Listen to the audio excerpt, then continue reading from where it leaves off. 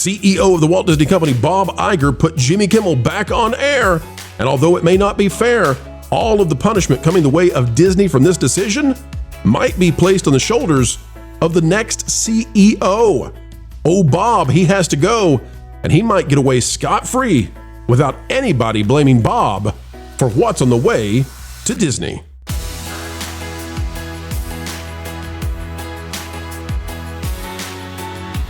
Friends, we welcome you back yet again. More content on the way, and folks, we're so happy to bring it your way. Get ready, get set.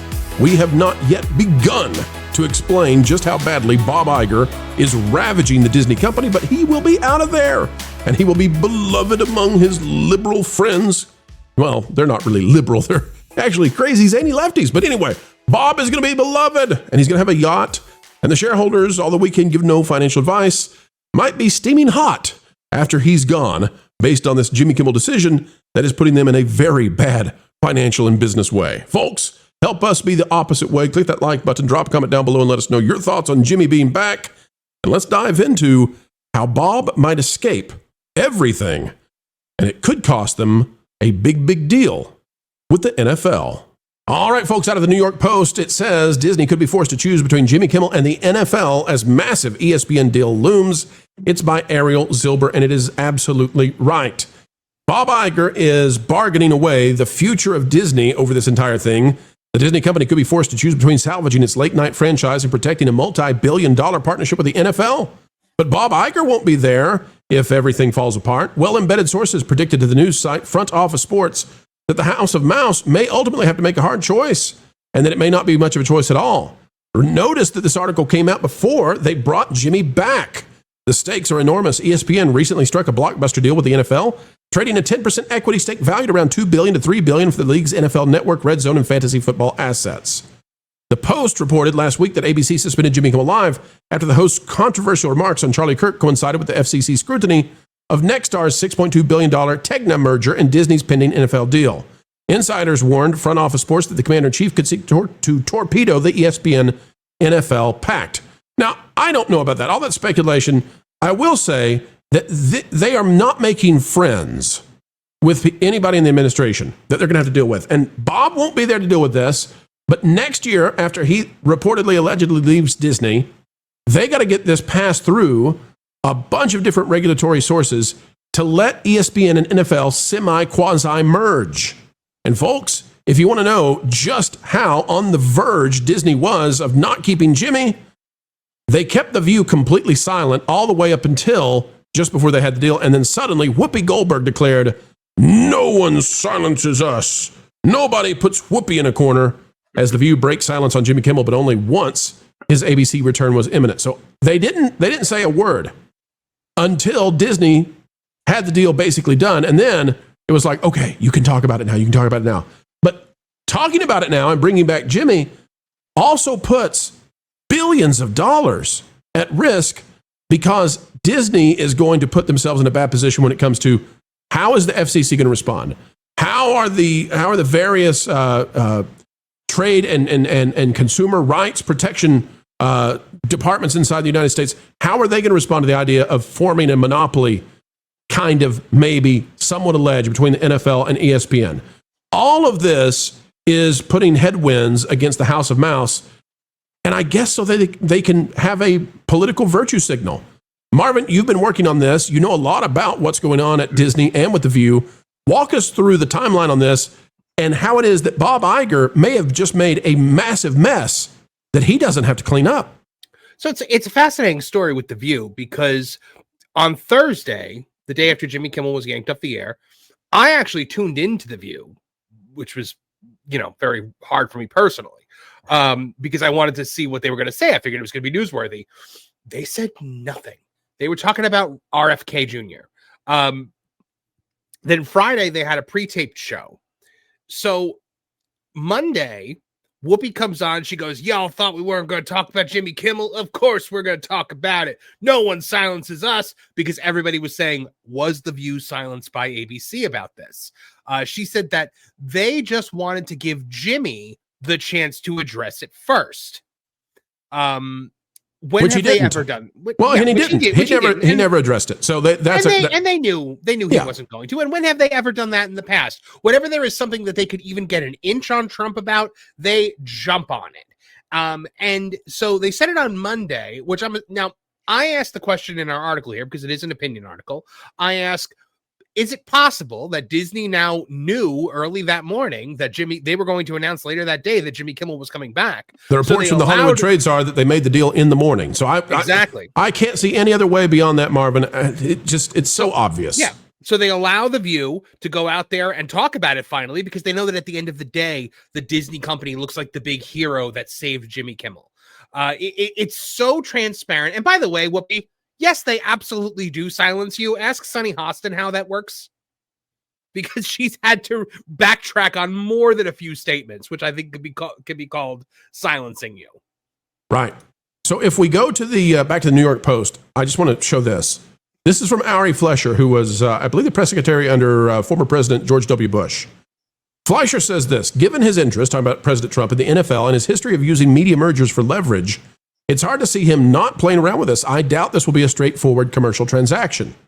Now, what he's talking about is that why, if Disney is going to play hardball with conservatives and centrists and everybody who's not on the left, why would Trump make it an easy time for them to do something that is controversial, that is merging partly with the NFL, and oh, by the way, integrating gambling straight into the Disney app?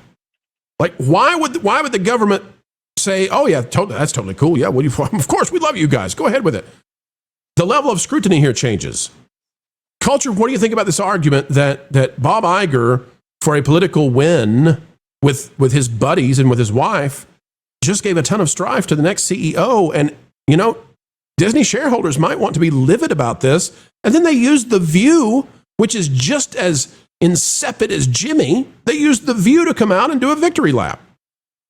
Oh, I think that's the conclusion you can draw, right away. I think this is a kick the can down the road kind of a situation. And if anybody does that, more often than Iger, you're going to need to point him out.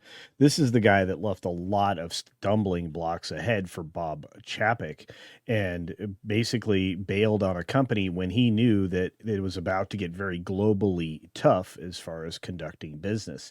He was in lockstep with Governor Gavin Newsom. Sorry, it's so hard for me to say that guy's name. Anyway, Jonas the Joker, is here, and you guys just go nuts. The Joker, right? The Joker, when shutting down the parks in California, at least in Florida, the governor there woke up and realized, oh, this is nonsense. We're not doing business. We need business. We need tourism. And just like, smarter heads prevailed at a time when we were under another tragedy just a couple decades earlier, when we had people crashing planes into towers. So it's like, this is a guy who kicks every can down the road and removes inconvenience from himself more so than from the company, which is one of the reasons why I wanted to bring to the idea that Disney settled this so quickly, because it was going to be inconvenient for Dana Walden, Bob Iger, and Willow Bay if they couldn't have their speech, their fundraiser, their super fun time at their home in Brentwood. So, and let's remember what this all comes down to. This is Disney coming to the defense of a man who lied about a political assassination, a national tragedy. Yes. He lied about that man as soon as he could, before the victim was laid to rest. And the best that Disney could do is say, you're going off the air for a day or two. And then Disney, in its response to it, lied about why it was. They just said it's insensitive. No, it's factually untrue. It's factually untrue, and it blames the victim. It's awful. It's terrible. And so Disney's response to that was to say, oh, well, okay, 2 days, the national temperature has come down. No, it hasn't. And Disney, again, you used The View to take your victory lap, and you bet the whole NFL deal. Like, you put this multi-billion-dollar thing that is on the edge of being, that the government would let you go through with it, and you just nudged it slightly. It's kind of like the Titanic trying to navigate around an iceberg, and you went to the wheel and just said, you know what? What if we spun it just a little bit? Because I got some passengers on board, and they really want me to do this. They really want me to do this, and I'm going to get off the boat anyway. Well, because you know what? Sorry, okay, Vash, please, Marvin. I was just going to say it's a matter of Bob Iger this is Josh D'Amaro's problem, most likely. His wife now still gets to have her event, and Right. Josh D'Amaro is going to be left to if the NFL deal falls through. Well, that's not Bob Iger's fault. That's Josh D'Amaro's fault. Oh, Right. not great for Right. your first days, Josh. Oh, maybe Bob Iger has to come back to the company and save it again. And there's a good shot that this deal doesn't go through, because you remember that Jimmy Kimmel, not only did he lie about the events that happened surrounding Charlie Kirk, but he also used that event to take potshots at Trump specifically with the goldfish comment and everything else. Mm-hmm. So you really are putting, I think, this deal in jeopardy for sure. I think the New York Post says that Roger Goodell has tried to keep things cool and attempted to allow for something to take place, whether it's ESPN or something else, because they know they have regulatory issues. Hang on just a second. I got to comment on what you said. Listen, please. Roger Goodell, who has put virtue signal messages in the touchdown areas. Mm-hmm. This is amazing that Roger Goodell is the guy in this story who's like, Bob, you might be going a little too far here, buddy.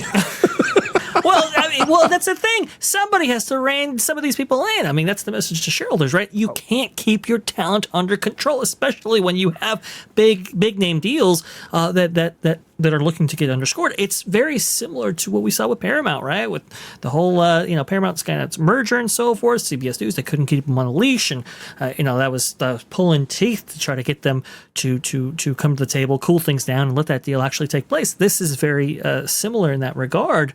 That ESPN needs the NFL, and they need the NFL a lot more than the NFL needs ESPN. They can go to anybody. So they need to play ball in this instance, and letting Jim Kimmel back on with with nothing to say about the content that he might actually come back with is really, really something. And it might come back to Josh D'Amaro, like you said, Mark. I think that this whole thing is also basically confirmed that Josh D'Amaro is going to be the CEO, because Dana Walden's name is all wrapped up in this Jimmy Kimmel stuff. Yes. That's a good point. Paul, what do you make of the read from Disney that The View was the way to do a victory lap on Jimmy Kimmel coming back, and that's really how, like, after days of silence from The View, suddenly The View is ready to pounce on this and say, nobody's going to shut us down. Nobody's going to keep us quiet. What do you make of that strategy from Disney? I think it's clever. I think anytime you can put layers between yourself and any kind of difficult decision, that's complete, not just Hollywood, but that's corporate. Hang on a second. You're always trying to kick that can down the road. What? Hang on a second, Paul. Are you telling me, because this is genius. This is genius. Are you telling me that Bob Iger, by having The View go out there, that Whoopi Goldberg became his bubble wrap? That she's a layer now of news stories rather than he? Well, not just that, but the audience for that are supporting, the Hollywood audience that's supporting Kimmel, that have come out and vociferously signed that document and said, we're standing behind you, even though you're not very funny.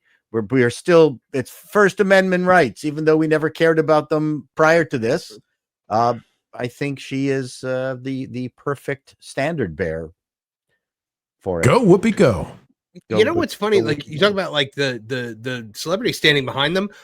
I have to look into this further, but when I was looking for a picture of Mark Ruffalo with Jimmy Kimmel, so I was trying to find one of their interviews from the Kimmel show to use in one of my articles. The most recent Mark Ruffalo interview I could find was from 9 years ago on Kimmel. That's the point. Yeah, like he typically goes on Fallon. So it's just like you weren't even involved with this guy. You didn't even care enough to go on his show in the last decade. Well, that's my point, that Kimmel is the discount Charlie Kirk to the left. That's my point. Mm-hmm. It's the idea of Kimmel, not the physical manifestation of the man. Right. He's a loser, but darn it, he's their loser. Yes. That's completely different, by the way. from Charlie Kirk. Charlie Kirk is a winner, baby, all the way. I know, you want more. You want more of the Pro Channel, folks, but we've got to head out the door for this video. But fret not yet, for more content is yet on the way. 3 times a day, thrice as nice, right here on the Pro Channel. Oh, what's that you say? You want more than that? Fine, we'll do 4. 4 videos. Well, yeah, that's happening. Folks, as you get ready to go, consider clicking the like button for us. It is a huge help. Also, like, share, subscribe, and click it to the algorithms. It is the notification bell. We would also love it if you could drop on down and give us a comment. We love hearing from you. And although we can't respond to every single comment, we often are reading them indeed. Folks, we would encourage you to consider subscribing to our partner channels, that Park Place, that Game Place, and that Pod Place. We love them all. We think you might too. Until the next time we have the joy of joining with you, keep learning, keep growing, and keep having fun. Jump into the water! Why listen to music made by people and companies who really don't like you? Check out Vacation Radio today and prepare for all new content made by the people behind the WDW Pro Channel. It's the place you need for all the music. That should be fun. Want it all, so I give them cannonball. Yeah! Hundreds of songs, every genre you can imagine. Listen live on YouTube and enjoy a set list that's always sunny. It's Vacation Radio. Arizona.